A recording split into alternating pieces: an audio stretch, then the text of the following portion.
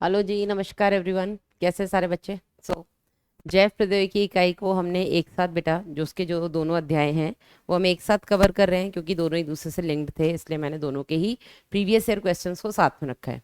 यहाँ पे मैंने एडिशनल क्वेश्चंस इसलिए नहीं प्रैक्टिस कराए हैं क्योंकि PYQs ही इसके इतने सारे हैं। तो 2013 से लेके 21 तक के बेटा हमने यहाँ पे PYQs रखे हैं। पढ़ाते टाइम बेटा मैंने कहा था कि इस यूनिट से आपके कम से कम 5 और ज़्यादा से ज़्यादा 8 क्वेश्चन आते हैं आपकी नीट में। लेकिन अभी जब मैं ये क्वेश्चंस इकट्ठे कर रही थी तो मुझे पता लगा कि कम से कम 3 और ज़्यादा से ज़्यादा 12 प्रश्न बेटा आपके इस इकाई से आते हैं। मतलब 12 आ जाए और आपको ये इकाई बहुत अच्छे से आती हो तो तुम्हारे वारे ही नहीं आ रहे हैं, है ना। किस्मत ने तुम्हारा साथ दे दिया है ना। तो 12 क्वेश्चन और 12 फोर ज़ा 48, 48 नंबर तुम्हारे यहीं से आ जाने। ठीक है, चलो तो स्टार्ट करते बेटा प्रीवियस ईयर क्वेश्चंस। पहला क्वेश्चन आपकी स्क्रीन पर ये रहा।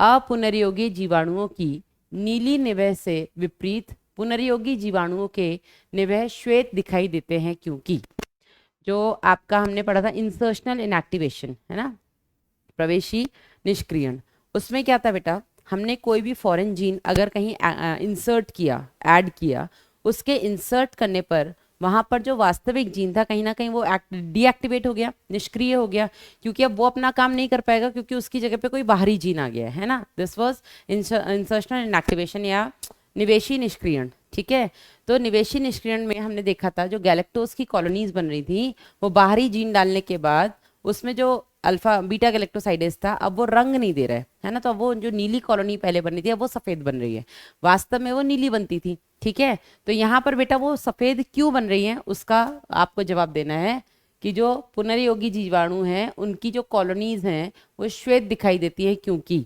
पुनर्योगी जीवाणुओं में ग्लाइकोसाइडेज एंजाइम का निष्क्रियण होता है। निष्क्रियण तो होता है पर कैसे? अपुनर्योगी जीवाणुओं में बीटा गैलेक्टोसाइडेज रहता है। ठीक है, तो इसकी वजह से तो अपुनर्योगी नीली है ना। लेकिन हमें बताना है कि जो पुनर्योगी पुनर्योगजी है वो श्वेत क्यों है।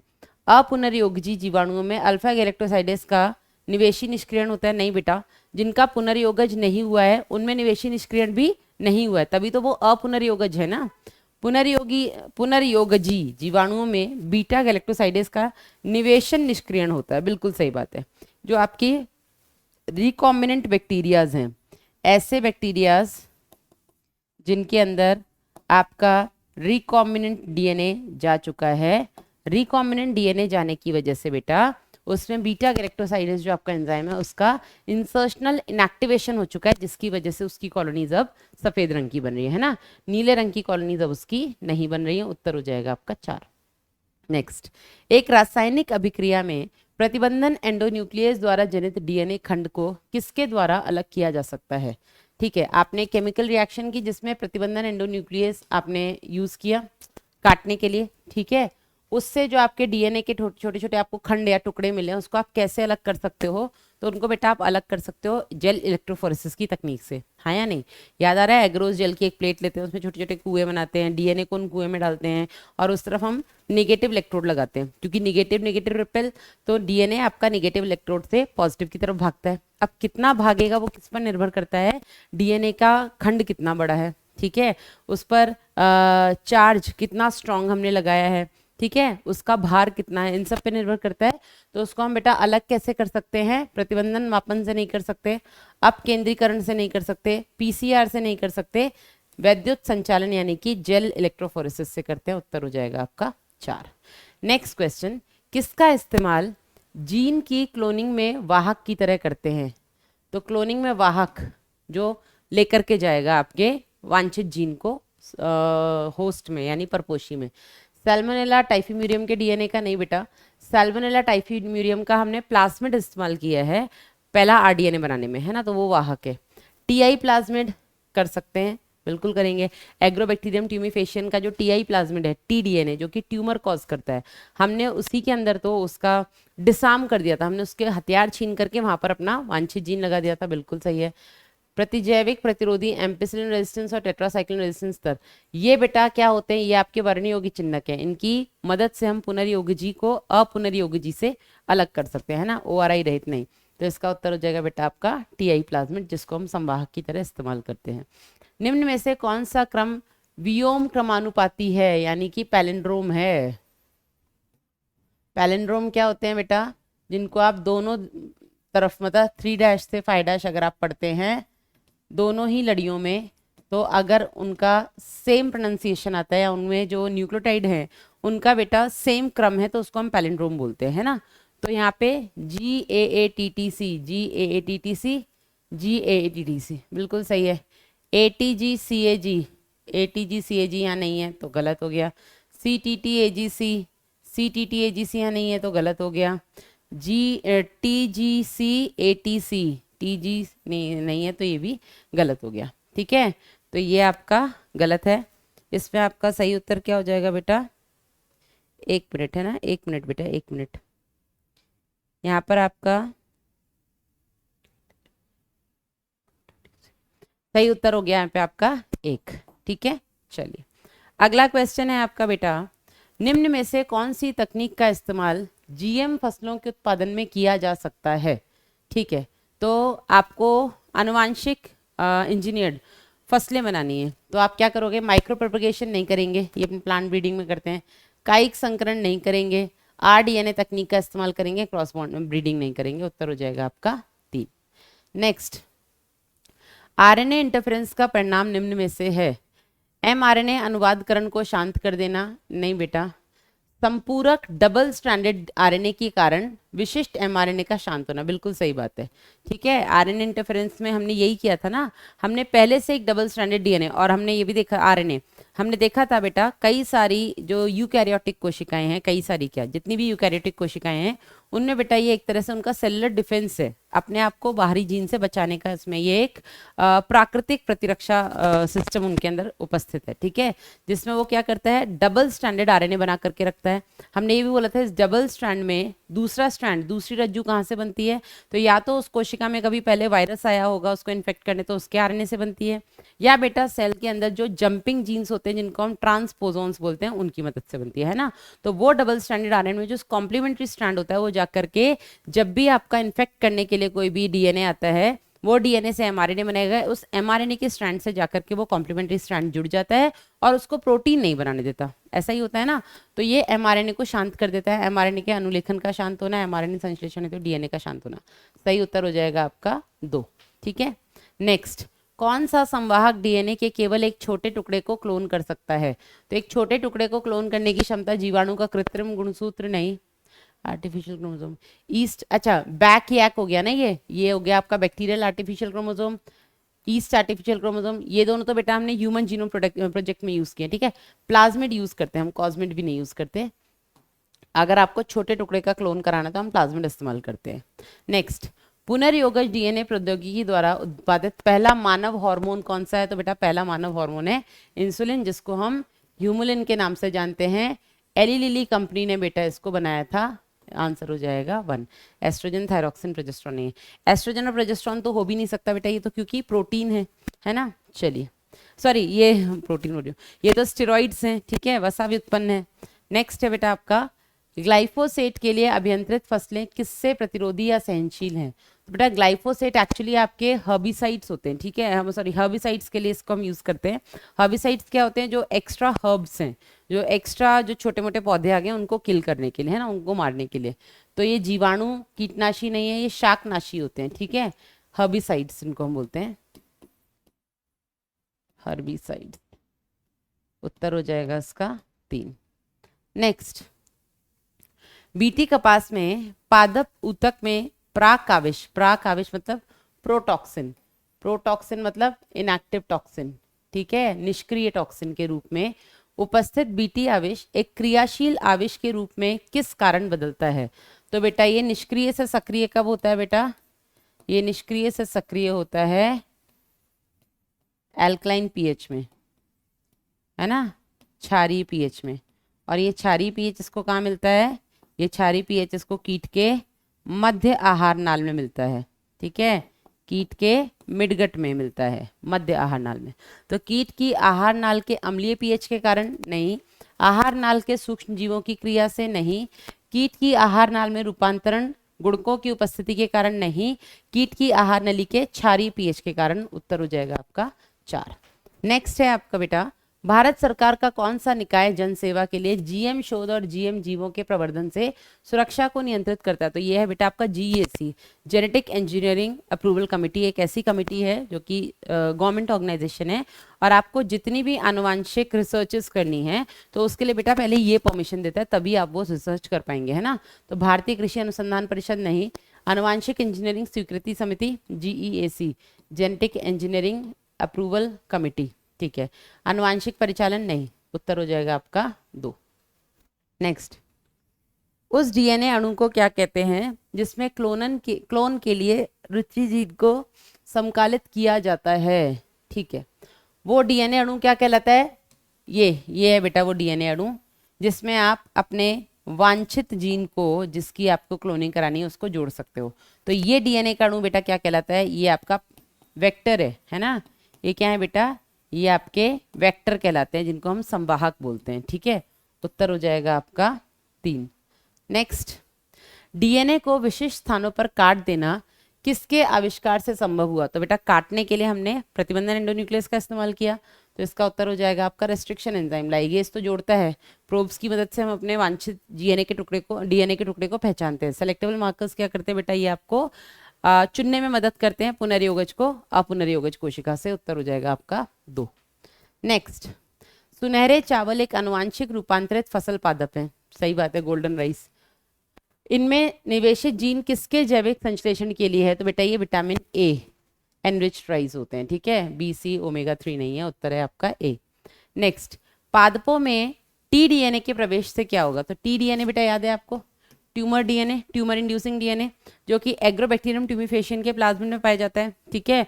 और ये कई सारे डाइकॉट द्विबीजपत्री पादपों को संक्रमित करने की क्षमता रखता है। कई सारे, सभी द्विबीजपत्री पादपों को ये संक्रमित नहीं करता। मैंने आपको बताया था ये लाइन एनसीईआरटी में, और बहुत इंपॉर्टेंट है, ठीक है। अगर आपके पास आएगा कि टी डीएनए सभी द्विबीजपत्री पादपों को संक्रमित करता है, नहीं करता है भैया, कई सारे द्विबीजपत्रियों को करता है, ठीक है। चलिए, तो ये प्रवेश करेगा तो क्या होगा? पादप मूलों को जल में खड़े रहने देगा? नहीं।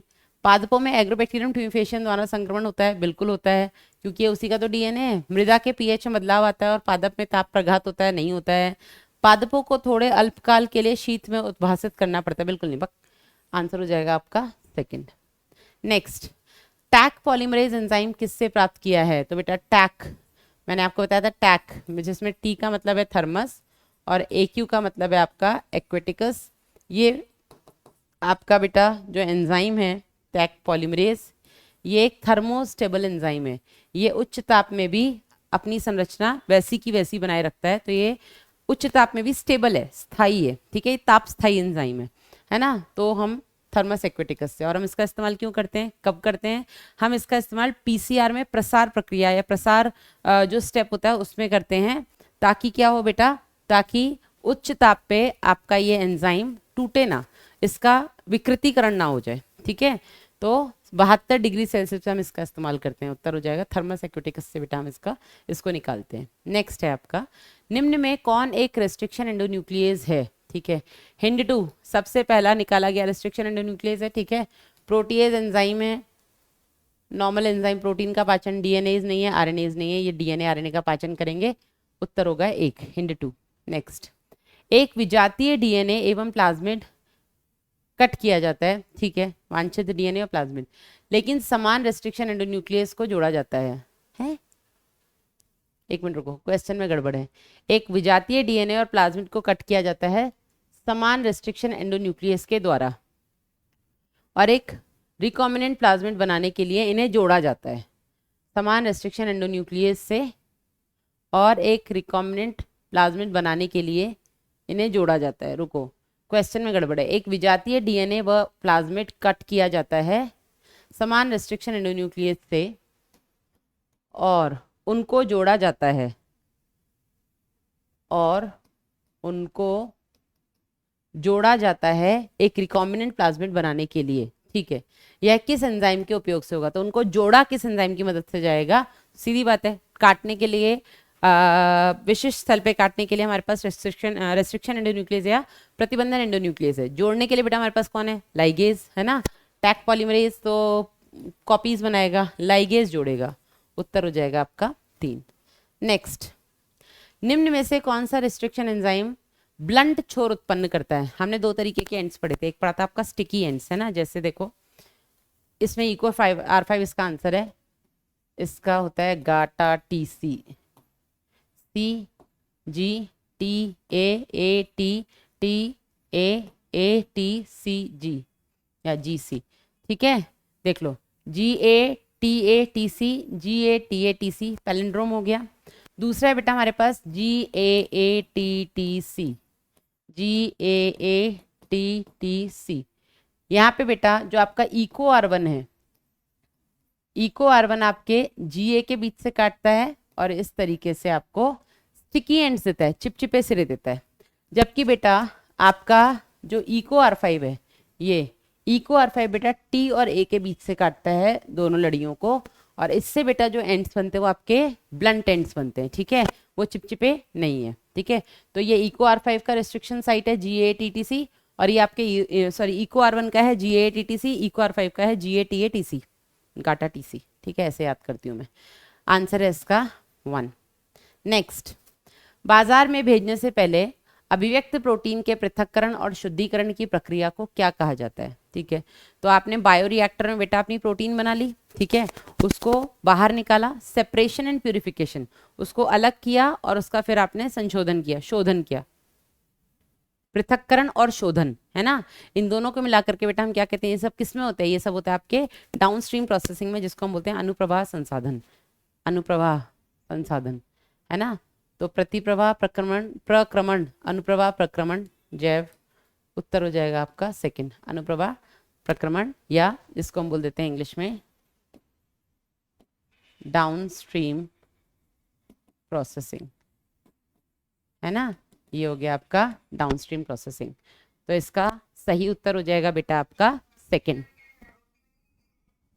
नेक्स्ट बेटा आगे बढ़ते हैं, अगला क्वेश्चन है आपकी स्क्रीन पर, ये वह एक जीन जिसकी अभिव्यक्ति रूपांतरित कोशिका की पहचान करने में सहायता करती है उसे क्या कहा जाता है? ठीक है, वह एक जीन जिसकी अभिव्यक्ति आपको रूपांतरित को अरूपांतरित से अलग करेगी। तो बेटा इसके लिए हमने सेलेक्टेबल मार्कर्स का यूज किया था ना, जैसे आपके एम्पिसिलिन प्रतिरोधी जीन हो गया, टेट्रासाइक्लिन प्रतिरोधी जीन हो गए, ये ऐसे जीन हैं जिनकी मदद से आप रूपांतरित को या पुनर्योगज को अपुनर्योगज या अरूपांतरित से अलग कर सकते हैं। इनको हम बोलते हैं वर्णयोगी चिन्हक, संवाहक, प्लाज्मिड, संरचनात्मक जीन नहीं बोलते हैं, इनको हम बोलते हैं सेलेक्टेबल मार्कर्स, है ना, सेलेक्टेबल मार्कर्स, ऐसे मार्कर्स जिनकी मदद से हम सेलेक्ट करते हैं। तो उत्तर हो जाएगा आपका 1।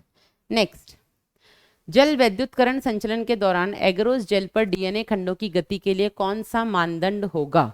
ठीक है, तो यहाँ पे बेटा एगरोस जेल प्लेट में डीएनए की गति किसकी वजह से होती है, उससे रिलेटेड आपको बताना है। तो अपेक्षाकृत बड़े आमाप का खंड अपेक्षाकृत दूर जाएगा, मतलब जिसका साइज बड़ा है वो दूर जाएगा, ऐसा तो पॉसिबल नहीं है ना, जो बड़ा है वो भारी है और भारी चीज धीरे चलेगी तो वो दूर नहीं जा पाएगा। अपेक्षाकृत छोटे आमाप का खंड अपेक्षाकृत दूर जाएगा, सही बात है, जिसका साइज छोटा है, जिसका भार कम होगा वो ज्यादा तेज दौड़ पाएगा, है ना, बिल्कुल सही है। धनात्मक आवेशित खंड अपेक्षाकृत दूर के सिरे पर जाते हैं। तो बेटा जो पॉजिटिवली चार्ज है, अगर डीएनए पॉजिटिवली चार्ज है, यहाँ पर भी बेटा पॉजिटिव चार्ज है, यहाँ पे निगेटिव है, तो पॉजिटिव पॉजिटिव के पास तो नहीं ही जाएगा ना, तो ये भी आपका गलत हो गया। ऋणात्मक बड़े आमाप का खंड अपेक्षाकृत दूर जाएगा, ऋणात्मक है ठीक है, पॉजिटिव की तरफ जाएगा, लेकिन बड़ा है बेटा, तो बड़ा है तो बहुत ज्यादा दूर नहीं जा पाएगा क्योंकि भारी होगा, है ना, तो इसका सही उत्तर हो जाएगा आपका सेकंड।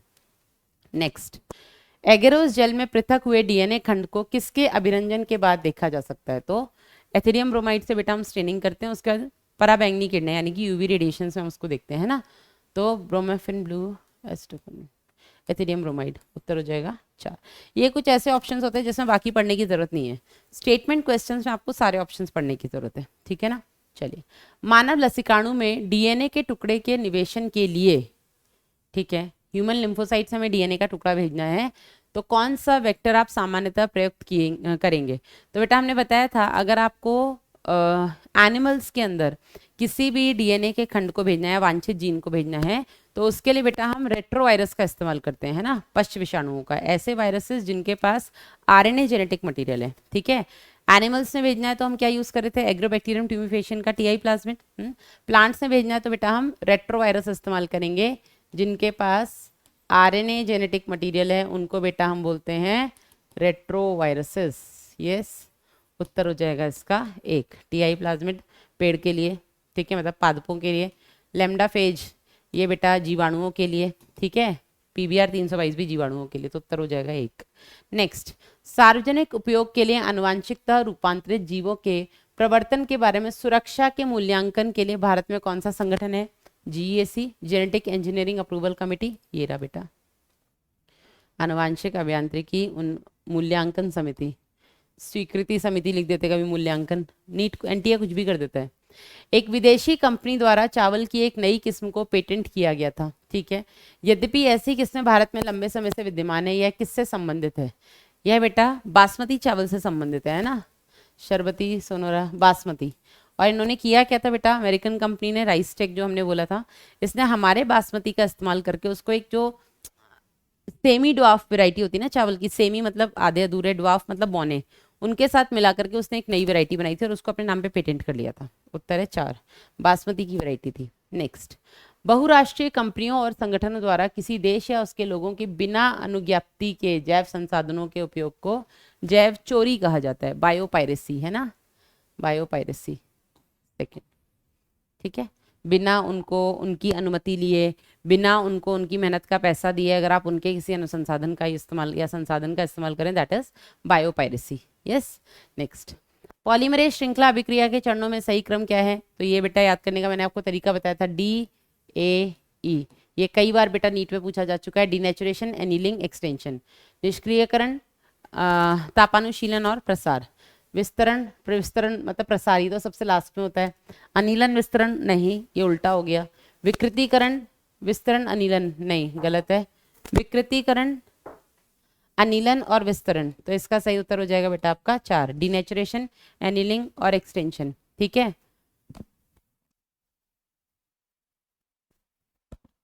नेक्स्ट है आपका, जैव अणुओं के एक मिश्रण में किससे उपचार करके डीएनए अवक्षेपण को प्राप्त किया जा सकता है, तो आपको डीएनए को प्रेसिपिटेट करना है ना, तो आप उसको प्रेसिपिटेट करने के लिए याद करो, टेस्ट ट्यूब में बेटा हमने क्या डाला था, हमने डाला था चिल्ड इथेनॉल, एकदम ठंडा इथेनॉल, जिसने क्या किया था, डीएनए को एक जगह इकट्ठा कर दिया था। फिर हमने क्या किया था, एक ग्लास रॉड डाल करके इस डीएनए को बाहर निकाल लिया था, जिसको हमने कहा था स्पूलिंग, हाँ या नहीं, तो हमने एकदम ठंडा इथेनॉल डाला था, चिल्ड इथेनॉल, आंसर हो जाएगा आपका 4, ठीक है।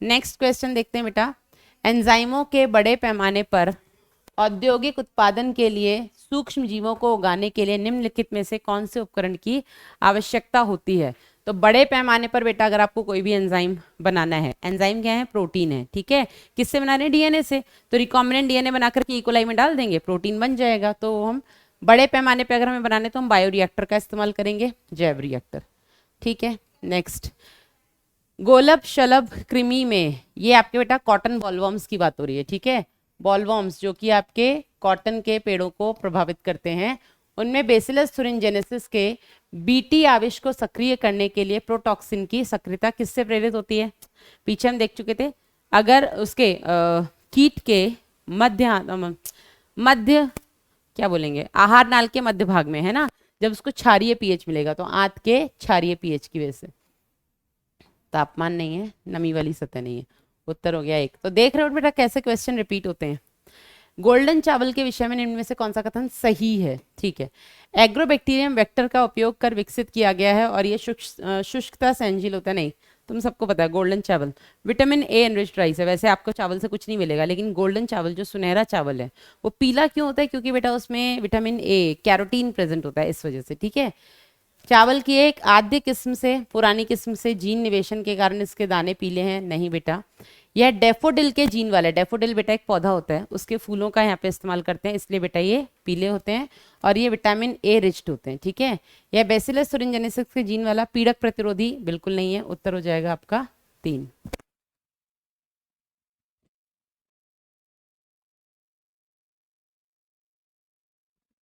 नेक्स्ट है आपका बेटा, निम्नलिखित कथन प्रतिबंधन एंडोन्यूक्लियस एंजाइम के लक्षणों का वर्णन करते हैं, ठीक है। गलत कथन को चुनिए। रेस्ट्रिक्शन एंजाइम से रिलेटेड बेटा गलत स्टेटमेंट कौन सा है आपका, वो देख लो एक बार। यह एंजाइम प्रत्येक लड़ी पर विशेष स्थलों पर शर्करा फॉस्फेट रज्जु को काटता है, बिल्कुल सही बात है। यह एंजाइम डीएनए पर एक विशिष्ट पैलिंड्रोमिक न्यूक्लियोटाइड अनुक्रम की पहचान करता है, बिल्कुल सही बात है। यह एंजाइम डीएनए पर पहचाने हुए स्थान पर डीएनए अणु को काटता है, ठीक है, जो ये रिकॉग्निशन साइट है उसको पहचानेगा फिर काटेगा। यह एंजाइम डीएनए को विशेष स्थलों पर जोड़ता है, जोड़ता बेटा लाइगेज है, और दो में से केवल एक लड़ी को काटता नहीं बेटा, ये दोनों लड़ियों को काटता है, तो चौथा आपका गलत हो गया। नेक्स्ट, निम्न में अनुवांशिक प्रकूट का कौन सा लक्षण जीवाणु को पुनर्योगज डीएनए तकनीक के द्वारा मानव इंसुलिन उत्पन्न करने देता है?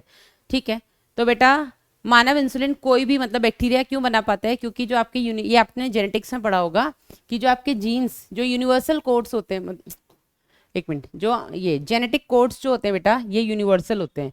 ये एक प्रॉपर्टी आप लोगों ने पढ़ी होगी कि जो जेनेटिक कोड्स होते हैं आनुवांशिक प्रकूट जिनको हम बोलते हैं, ये यूनिवर्सल होते हैं, चाहे वो बैक्टीरिया में पाया जाए वही कोड, चाहे वो फंगस में पाया जाए, चाहे वो प्लांट में पाया जाए, वो यूनिवर्सल होगा, वो हर जगह काम एक ही करेगा, ठीक है ना। तो इसका सही उत्तर बेटा हो जाएगा आपका आनुवांशिक प्रकूट लगभग सार्वभौमिक होते हैं, ठीक है, यूनिवर्सल होते हैं।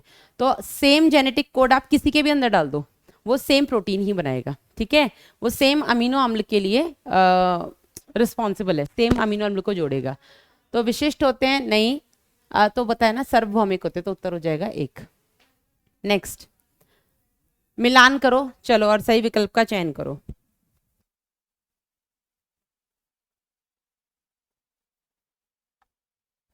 मिलान करो चलो।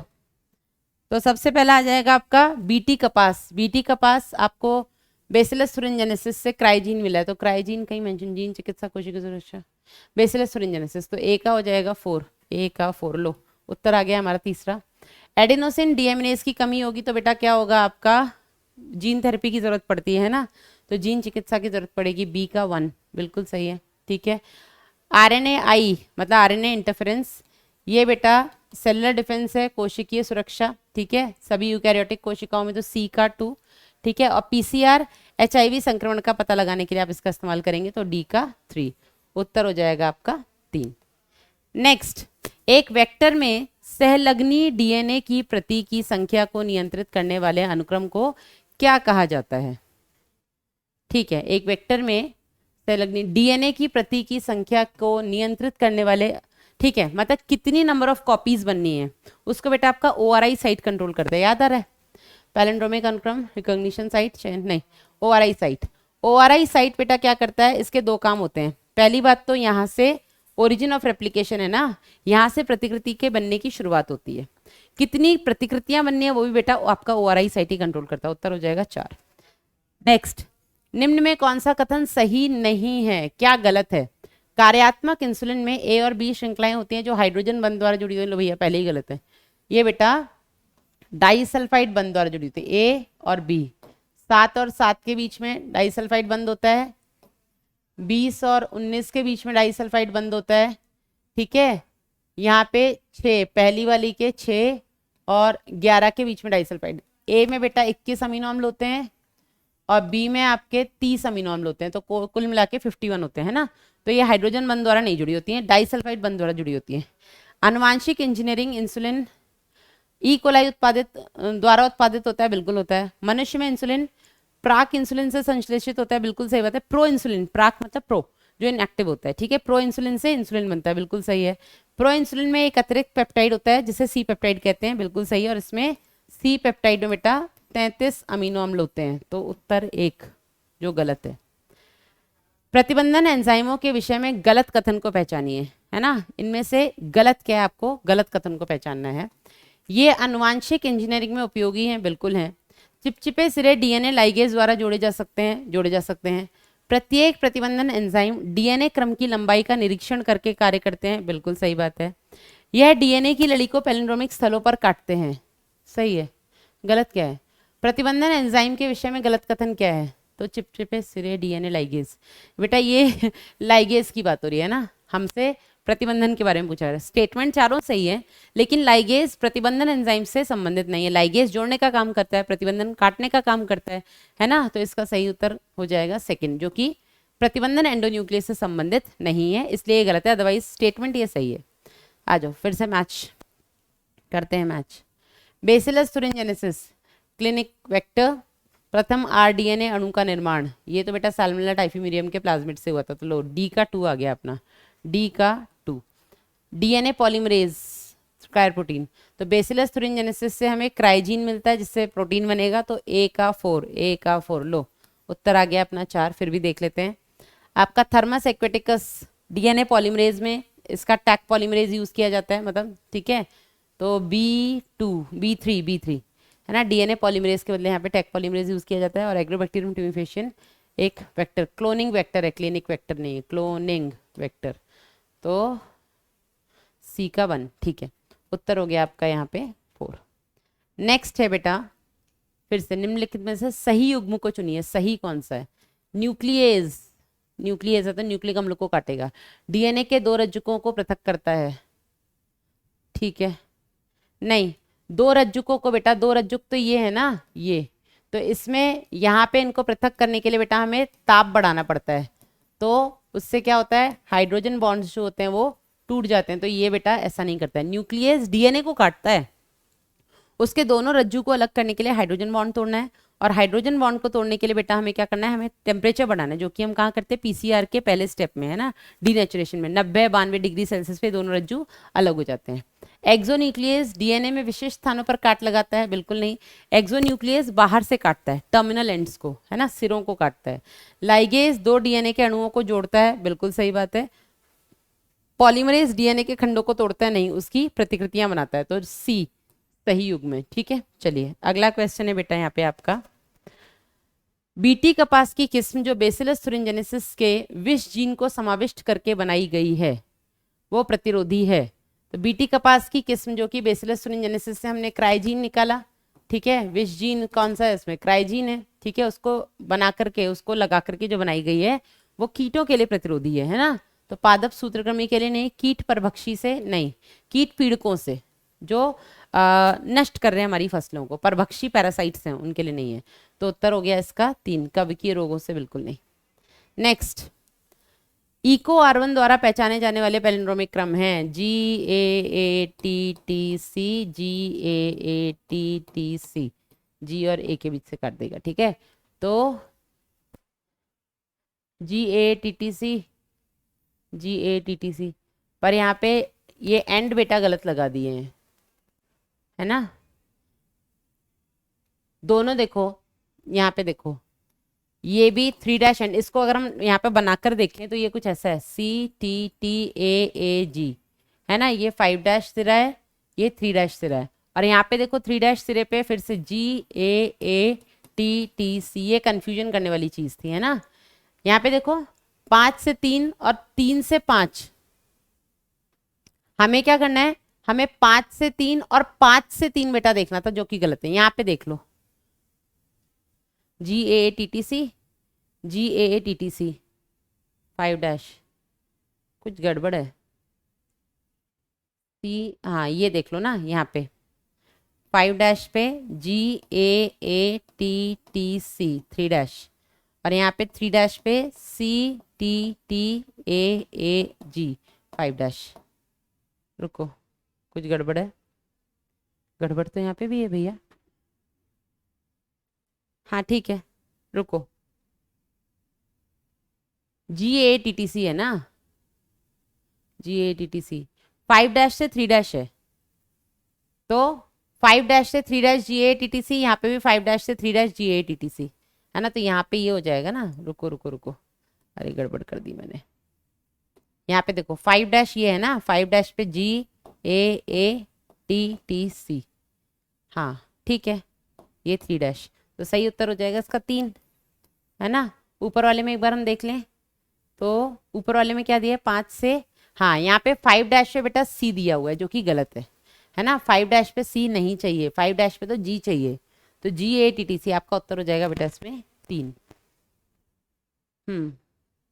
ठीक है, तो इसमें उत्तर हो जाएगा आपका ये तीसरा। नेक्स्ट है बेटा आपका, जल इलेक्ट्रोफोरेसिस में पृथक हुए डीएनए के खंडों को किसकी सहायता से देखा जा सकता है, तो एथिडियम ब्रोमाइड से स्टेन करके हम यूवी रेज में देख सकते हैं, यूवी विकिरण में एसिटोकॉर्मीन से नहीं, अवरक्त विकिरण नहीं, चमकीले नीले प्रकाश में नहीं, यूवी विकिरण में एथिलीन ब्रोमाइड से। उत्तर हो जाएगा आपका 4। नेक्स्ट, पुनर्योगज डीएनए प्रौद्योगिकी के लिए शुद्धिकरण प्रक्रिया में शीतल इथेनॉल को मिलाने से यह किसे अवशेपित करता है? तो बेटा ठंडा इथेनॉल मिला के हम डीएनए को प्रेसिपिटेट करते हैं ना, तो डीएनए को, आरएनए हिस्टोन प्रोटीन को तो हम राइबोन्यूक्लियस और प्रोटीएस से तोड़ देते हैं, डीएनए को अलग करते हैं चिल्ड इथेनॉल डाल के। जेल पर रखे एथिलीन ब्रोमाइड से अभिरंजित डीएनए रज्जुकों को जब यूवी विकिरणों के अंतर्गत देखा जाता है तो वे ऑरेंज बैंड्स दिखाई देते हैं ना, चमकीले नीले नहीं दिखाते हैं, पीले नहीं, चमकीली नारंगी पट्टियां हैं, ऑरेंज बैंड्स दिखते हैं ना।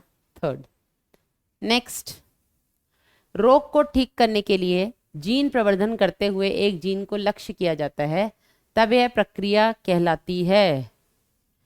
रोग को ठीक करने के लिए, ठीक है, जीन प्रवर्धन करते हुए एक जीन को लक्ष्य किया जाता है, तो ये बेटा जीन थेरेपी कहलाती है ना, जीन चिकित्सा।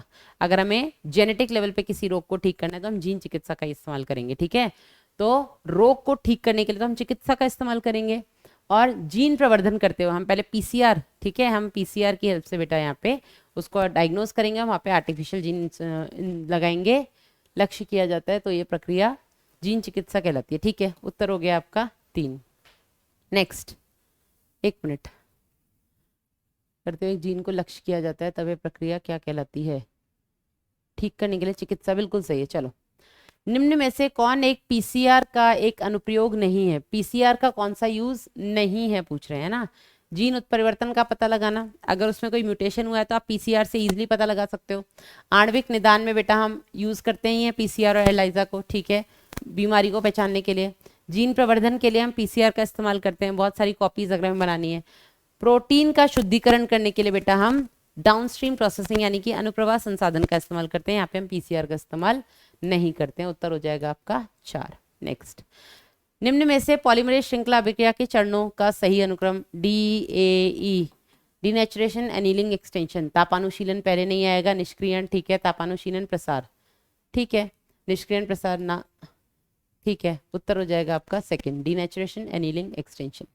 नेक्स्ट, प्लाज्मिड PBR 322 में जीन एम्पिसिलिन रेजिस्टेंस के अंदर PST1 और PVU1 2 प्रतिबंधन एंजाइम है, ठीक है, जो एम्पिसिलिन प्रतिरोध दर्शाता है, ठीक है।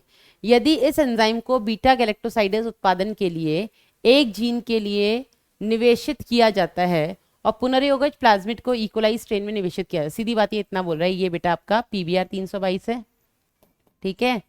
इस PBR 322 में ये वाला आपका AMPR है, एम्पिसिलिन प्रतिरोधी जीन है, जहाँ पे PST1 और PVU1 2 प्रतिबंधन एंजाइम है, ठीक है, उसके 2 प्रतिबंधन क्लोनिंग साइट है, ठीक है।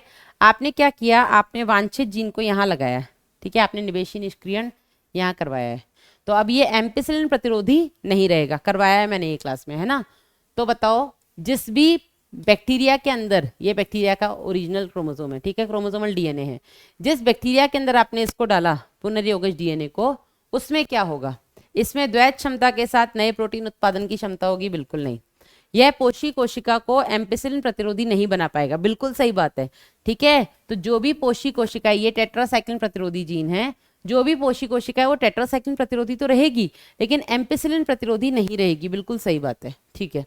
रूपांतरित कोशिकाओं में एम्पिसिलिन प्रतिरोध की क्षमता होगी? नहीं होगी भैया, कैसे होगी? एम्पिसिलिन प्रतिरोधी जीन तो अब काम का ही नहीं रहा, इससे पोषी कोशिका में लयन हो जाए। लयन क्या होता है नहीं पता, लेकिन जो भी है 2nd आंसर अपना सही है ठीक है, क्योंकि अब वो एम्पिसिलिन प्रतिरोधी नहीं रहेगी। नेक्स्ट, पीसीआर के उपयोग से जीन प्रवर्धन की अभिक्रिया के दौरान यदि आरंभ में उच्च तापमान नहीं रहता तो निम्न में से कौन सा चरण पहले प्रभावित होगा? तो बेटा आरंभ में याद करो, डिनेचुरेशन में हमें 90 से 94 डिग्री सेल्सियस रखना है, ठीक है, एनीलिंग में हमें 40 से 65 डिग्री रखना है, और एक्सटेंशन में हमें 72 डिग्री रखना है।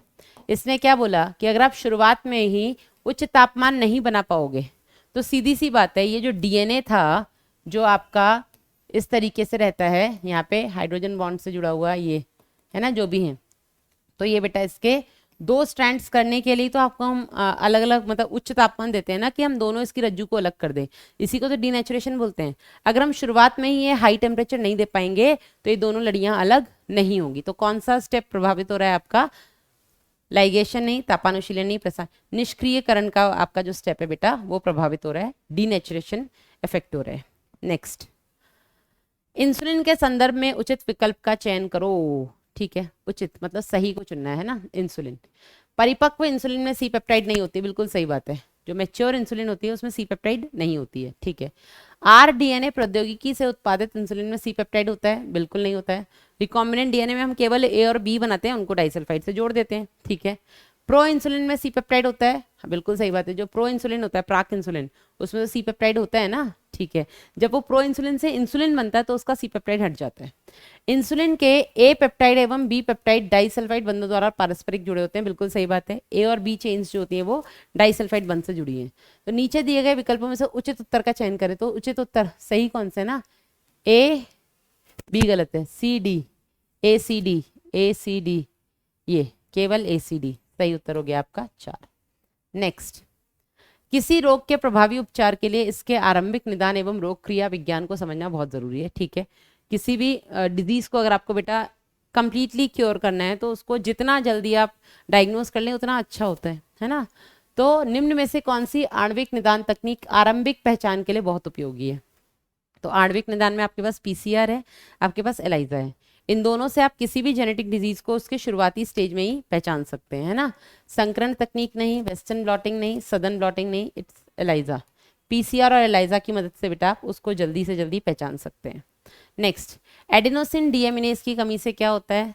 तो एडेनोसिन डीएमिनेज की कमी से बेटा आपका प्रतिरक्षा तंत्र प्रभावित होगा, है ना।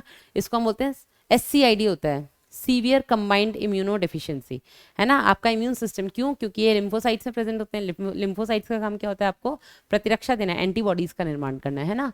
तो एडिसन रोग नहीं होता है। एडिसन रोग तो आपके एड्रिनल ग्रंथि का जो वल्कुट भाग होता है जब वो प्रभावित होता है उसकी कमी से होता है। पार्किंसंस पाचन विकार नहीं हो, प्रतिरक्षा तंत्र कार्यहीन होना। ठीक है, SCID बोलते हैं इसको, severe combined immune deficiency, yes, SCID उत्तर हो जाएगा आपका सेकंड। नेक्स्ट, एक विशिष्ट पहचान अनुक्रम जो एंडोन्यूक्लियस द्वारा डीएनए को विशिष्ट स्थिति पर काटने के लिए पहचाना जाता है, क्या कहलाया जाता है? ठीक है, पहचान अनुक्रम बेटा पैलिंड्रोम, जिसको एंडोन्यूक्लियस पहचानता है और जाकर के काटता है ना। तो ये हो गया आपका बहु ए पुच्छन अनुक्रम, कुछ भी चल रहा है। अप्रासित प्रारंभ का अनुक्रम नहीं, ओकाजाकी अनुक्रम नहीं, पैलिंड्रोमिक न्यूक्लियोटाइड अनुक्रम, ओकाजाकी सीक्वेंस के बारे में आप लोगों ने जेनेटिक्स में पढ़ा होगा, है ना। उत्तर है इसका पैलिंड्रोमिक सीक्वेंसेस। नेक्स्ट, नीचे दो कथन दिए गए हैं, ठीक है। एक निश्चयात्मक कथन ए तथा दूसरा कारण है, ठीक है।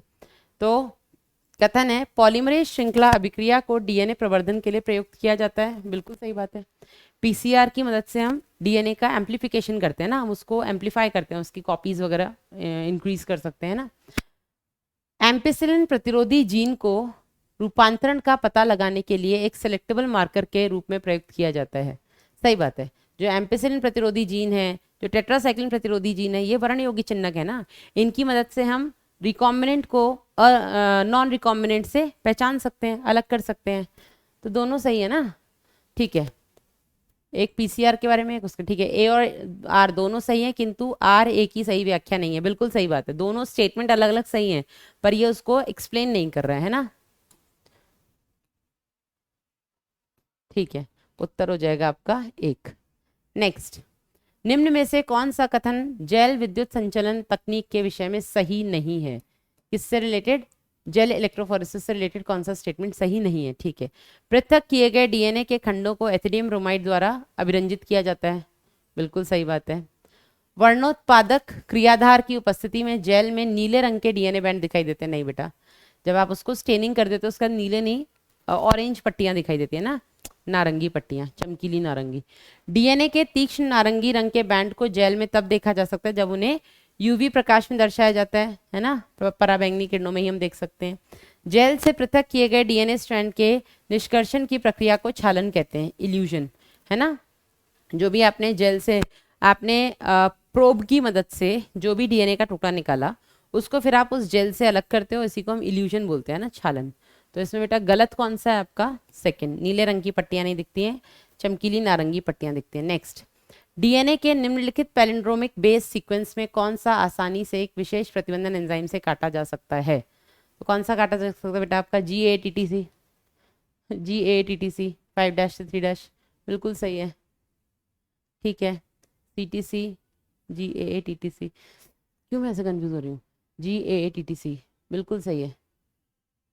ठीक है, CTC AGT नहीं, नहीं, GTATTC नहीं, GAT ATC, गाटा TC, ये तो उसका इको R5 का होता है ना, और ये वो भी गलत है। उत्तर हो जाएगा आपका 1। नेक्स्ट, नीचे 2 कथन दिए गए हैं। ठीक है, प्रतिबंधन एंडोन्यूक्लियस डीएनए को काटने के लिए विशिष्ट क्रम की पहचान करते हैं जिसे पैलिंड्रोमिक न्यूक्लियोटाइड अनुक्रम कहते हैं। बिल्कुल सही है ना? रेस्ट्रिक्शन एंडोन्यूक्लियस डीएनए को पैलिंड्रोमिक न्यूक्लियोटाइड सीक्वेंस पे जाकर के पहले पहचानेंगे, फिर काटेंगे। ठीक है, प्रतिबंधन एंडोन्यूक्लियस डीएनए रज्जुक को पैलिंड्रोमिक स्थल के केंद्र से थोड़ी दूर पर काटते हैं। बिल्कुल सही है ना? केंद्र, स्टिकी एंड्स बना रहे हैं ना, तो सेंटर में नहीं काटते हैं, साइड्स में काटते हैं ना। दोनों कथन और दोनों गलत है? नहीं, एक सही है दूसरा गलत है? नहीं, एक गलत है दूसरा सही है? नहीं, दोनों ही सही है, बिल्कुल सही है। उत्तर हो जाएगा आपका 4। ठीक है, नेक्स्ट, निम्न में से कौन क्लोनिंग संवाहक का अवांछनीय लक्षण नहीं है? अवांछनीय लक्षण नहीं है मतलब कौन सा वांछनीय है? तो चिन्हक जीन की उपस्थिति होनी चाहिए, बिल्कुल होनी चाहिए। एकल प्रतिबंधन एंजाइम स्थल की उपस्थिति होनी चाहिए, सिंगल रेस्ट्रिक्शन एंडोन्यूक्लियस स्थल की उपस्थिति होनी चाहिए, क्लोनिंग साइट जिसको हम बोलेंगे। 2 या अधिक पहचान स्थलों की उपस्थिति नहीं होनी चाहिए। ठीक है, प्रतिकृतियक की उत्पत्ति की उपस्थिति होनी चाहिए, बिल्कुल सही है, जहां से आपका ORI साइट, जहां से प्रतिकृति शुरू हो सके। बिल्कुल, क्वेश्चन में क्या पूछा है? कौन क्लोनिंग संवाहक का अवांछनीय लक्षण नहीं है? हाँ, अवांछनीय कौन सा नहीं है, मतलब कौन सा वांछनीय है? तो वांछनीय तो 1 2 3, 1 2 4 है, यहाँ पे बेटा वांछनीय लक्षण नहीं होगा। कौन सा वांछनीय लक्षण नहीं है मतलब क्या हमें नहीं चाहिए, है ना? तो हमें ये नहीं चाहिए। 2 या 2 से ज्यादा अधिक क्लोनिंग स्थल नहीं होने चाहिए, 1 होना चाहिए। ठीक है, अब आप कहीं मैम PBR 322 में तो 7 क्लोनिंग स्थल हैं, 7 क्लोनिंग स्थल हैं, लेकिन सातों क्लोनिंग स्थल अलग अलग प्रतिबंधन एंडोन्यूक्लियस के लिए हैं। एक भी ऐसा क्लोनिंग स्थल नहीं है जो सेम प्रतिबंधन एंडोन्यूक्लियस जाकर के 2 जगह काटेगा। अगर 2 जगह काटता तो उसके टुकड़े टुकड़े हो जाएंगे ना। हमें एक प्रतिबंधन एंडोन्यूक्लियस के लिए एक ही वहां पर स्थल रखना है, क्लोनिंग स्थल, ताकि एक ही जगह से वो काट सके। ठीक है, नेक्स्ट, निम्नलिखित में से किसके दौरान ट्रांसपोजोन को प्रयुक्त किया जाता है? तो ट्रांसपोजोन आपके जंपिंग जीन्स हो गए, जिनको हम बेटा क्या बोलते हैं, RNA इंटरफेरेंस या जीन साइलेंसिंग में इस्तेमाल करते हैं। तो जीन साइलेंसिंग में, ऑटो रेडियोग्राफी में, जीन सीक्वेंसिंग में, PCR में नहीं, है ना? जंपिंग जीन्स यही तो बेटा आके कॉम्प्लीमेंट्री स्ट्रैंड बनाता है उसका, जो RNA mRNA है। ठीक है, और जाकर के mRNA को साइलेंट करता है जब भी निमेटोड उसके अंदर एंटर करेगा तब। नेक्स्ट, एडिनोसिन डीएमिनेज की कमी की जीन चिकित्सा में रोगी को समयबद्ध आनुवांशिक इंजीनियर्ड लसीकाणु को देने की आवश्यकता होती है, क्योंकि ठीक है, एडिनोसिन डीएमिनेज की कमी है अगर किसी को, तो उसकी जब हम जीन थेरेपी करेंगे तो वहां पे आपको रोगी को समयबद्ध आनुवांशिक इंजीनियर्ड लसीकाणु, मतलब आपको टाइम टाइम पर उसको बार बार जेनेटिकली इंजीनियर्ड लिम्फोसाइट्स देने पड़ेंगे, बार बार देने पड़ेंगे। क्यों देने पड़ते हैं? क्योंकि हमें पता है बेटा लिम्फोसाइट्स का कार्यकाल मतलब जीवन काल बहुत छोटा है ना, इसलिए हमें बार बार उनको डालना पड़ता है। तो एडी उत्पन्न करने वाली मज्जा कोशिकाओं से निकाला जीन भ्रूणीय अवस्था की कोशिकाओं में प्रवेश किया जाता है। ये तो बेटा परमानेंट ट्रीटमेंट ही हो गया ना, अगर भ्रूणीय कोशिकाओं में आपने उसको इंसर्ट कर दिया। रोगी के रक्त के लसीकाणु का शरीर के बाहर संवर्धन किया जाता है, बिल्कुल किया जाता है, लेकिन आवश्यकता क्यों है उसको बार बार देने की? आनुवांशिक इंजीनियर्ड लसीकाणु अमर कोशिका, बिल्कुल सही बात है कि एक बार जो आपने जेनेटिकली इंजीनियर्ड लिम्फोसाइट्स उसके अंदर डाले हैं वो अमर नहीं है, वो 7-8 दिन में फिर मर जाएंगे, फिर आपको बार बार इसलिए डालना पड़ता है। ठीक है, इन लसीकाणुओं में रेट्रोवायरल संवाहक प्रवेश किया जाता नहीं। थर्ड है, क्योंकि बेटा वो इमोर्टल नहीं है, वो मर जाती है थोड़े थोड़े समय बाद, इसलिए हमें बार बार उनको देना पड़ता है। नेक्स्ट, नीचे मानव इंसुलिन से संबंधित कथन दिए गए हैं। ठीक है, कौन सा कथन आनुवांशिक इंजीनियर्ड इंसुलिन के बारे में सही है? यहां से ना इतना कंफ्यूजन हुआ था ना पिछली साल, लोगों को, टीचर्स तक कंफ्यूज हो गए थे। ठीक है, तो एक्चुअली लोग ना मानव इंसुलिन की बात कर रहे थे, इन्होंने पूछा है जेनेटिकली इंजीनियर्ड इंसुलिन से रिलेटेड, है ना, कौन सा कथन सही है? तो प्रो हार्मोन इंसुलिन में क्या लिखा है? ये पेप्टाइड का अतिरिक्त फैलाव होता है। किसका अलग अतिरिक्त फैलाव होता है? बी पेप्टाइड का। जो आपका प्रो हार्मोन है, जो इनएक्टिव हार्मोन है इंसुलिन, उसमें बी पेप्टाइड का अतिरिक्त फैलाव होता है? नहीं बेटा, उसमें एक सी एडिशनल चेन होती है। ठीक है, ये तो गलत हो गया। इकोलाई में इंसुलिन की ए पेप्टाइड और बी पेप्टाइड श्रृंखलाएं अलग से उत्पादित की गई, उन्हें निकालकर डाइसल्फाइड बंध बनाकर संयोजित किया। सही बात है ना। हमने ह्यूमुलिन कैसे बनाया? हमने अलग अलग इकोलाइज में अलग अलग रिकॉम्बिनेंट डीएनए डाले। एक वो रिकॉम्बिनेंट डीएनए जिसमें ए जीन, ए पेप्टाइड बनाने वाला जीन था, दूसरा वो जिसमें बी पेप्टाइड बनाने वाला जीन था। फिर हमने दोनों इकोलाइज को बायोरिएक्टर में डाल करके दोनों चेन्स बना ली और उनको निकाल करके हमने डाइसल्फाइड बंध से जोड़ दिया। बिल्कुल सही है। मधुमेह के उपचार में प्रयोग लाए जाने वाले इंसुलिन जानवरों और सूअरों से निकाले जाते थे। बिल्कुल सही बात है। डायबिटीज का ट्रीटमेंट पहले जब तक ह्यूमुलिन नहीं बना था, हम कैसे स्लॉटर हाउसेस से सुअर, कुत्ते, इन्हीं सब के अग्नाशय से इन्हीं सब के अग्नाशय से इंसुलिन बना करके ह्यूमन में डाल रहे थे, है ना। स्टेटमेंट सही है, लेकिन क्वेश्चन में क्या पूछा है? आनुवांशिक इंजीनियर्ड इंसुलिन के बारे में बताओ। तो ये जेनेटिकली इंजीनियर्ड इंसुलिन से रिलेटेड नहीं है। स्टेटमेंट सही है पर जेनेटिकली इंजीनियर्ड इंसुलिन से रिलेटेड नहीं है। प्रो हार्मोन इंसुलिन को परिपक्व एवं क्रियाशील हार्मोन बनाने के लिए संसाधित करने की आवश्यकता होती है। बिल्कुल सही बात है। ठीक है, प्रो इंसुलिन को इंसुलिन बनाने के लिए आपको सही मतलब उसको कन्वर्जन करना पड़ेगा, लेकिन जेनेटिकली इंजीनियर्ड इंसुलिन में हम प्रो इंसुलिन बना ही नहीं रहे हैं। हम उसमें डायरेक्ट उसमें ए और बी चेन्स बना करके निकाल करके हम उसको डाइसल्फाइड से जोड़े। तो ये भी स्टेटमेंट आपका जेनेटिकली इंजीनियर्ड इंसुलिन से संबंधित गलत है। ठीक है, कुछ रोगियों में बाह्य इंसुलिन के प्रति एलर्जी होती है। सही बात है कि कुछ रोगियों में अगर आप बाहर से इंसुलिन डालोगे तो वो एलर्जी दिखा सकते हैं, है ना। लेकिन जो जेनेटिकली इंजीनियर्ड इंसुलिन है बेटा, उसके अगेंस्ट कोई एलर्जी किसी में नहीं होती है। ठीक है, तो यहाँ पे यही खेल था, आपको जेनेटिकली इंजीनियर्ड इंसुलिन के बारे में बताना था, आपको इंसुलिन के बारे में नहीं बताना था। ठीक है, इंसुलिन से रिलेटेड तो लगभग सब सही है, लेकिन जेनेटिकली इंजीनियर्ड इंसुलिन से रिलेटेड केवल और केवल आपका सेकेंड स्टेटमेंट सही है। तो केवल बी इसका उत्तर हो जाएगा आपका एक। क्लियर है बेटा यहाँ तक? आगे? अच्छा, खत्म। तो बेटा हमने कितने क्वेश्चंस प्रैक्टिस किए? हमने 62 क्वेश्चंस प्रैक्टिस किए। ठीक है, तो पिछले 10 सालों में आपके इन दोनों चैप्टर से मिला करके 62 क्वेश्चंस आ चुके हैं। ठीक है, शुरुआत में यहाँ से अगर हम 2013, 14, 15 की बात करें तो दो तीन क्वेश्चंस आते थे, लेकिन पिछले 3-4 सालों का बेटा अगर हम निकालें एवरेज, तो पिछली साल जैसे 7-8 क्वेश्चन आए हैं, 8 आए हैं आई गेस, उससे पहले 12 क्वेश्चन आए हैं, 19 में 8 क्वेश्चंस आए हैं। तो बेटा कम वेटेज नहीं समझना इस यूनिट का, बिल्कुल भी इंपॉर्टेंट यूनिट है और मैंने आपको 62 क्वेश्चंस उसके प्रैक्टिस करवाए हैं। ठीक है, तो बाकी आप लोग खुद करिएगा, कोई भी डाउट है तो आप लोग कमेंट सेक्शन में पूछ सकते हैं, है ना। Okay, all the best.